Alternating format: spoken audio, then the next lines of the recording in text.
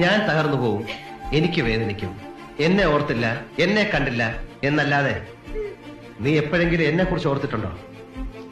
നിന്നെ കാണാനില്ല എന്നറിഞ്ഞത് മുതൽ ഞാൻ അനുഭവിച്ച വേദന, ഞാൻ തിന്ന തീ, നിന്നെ കുറിച്ച് മാത്രം ആലോചിക്കുന്ന നിനക്കത് മനസ്സിലാവില്ല. എന്തായിരുന്നു ഉദ്ദേശം? എന്നെ ഭയപ്പെടുത്തി സ്നേഹം സമ്പാദിക്കാനോ, അതോ എന്റെ ഒരു നല്ല ദിവസം നശിപ്പിച്ച് സന്തോഷിക്കാനോ?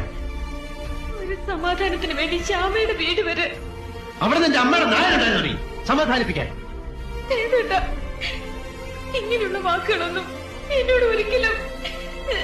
കുറെ അധികം ചക്കര വാക്കുകൾ ഊട്ടി വളർത്തി നിന്നെ ഞാൻ വഷളാക്കി. ആ സേതു ചത്തു. പുതിയ സേതുവിന് എടുത്താൽ പൊങ്ങാത്ത ഭാരമാണ് നീ ഇപ്പോ. എന്നെ മനസ്സിലാക്കാൻ കഴിയാതെ എന്നെ സ്നേഹിച്ച് കൊല്ലുന്ന ഒരു ഭാര്യയെ സഹിക്കാൻ ഇനി എനിക്ക് വയ്യ. ക്ഷമിക്കണം, ക്രൂരമാണ് അറിയാം.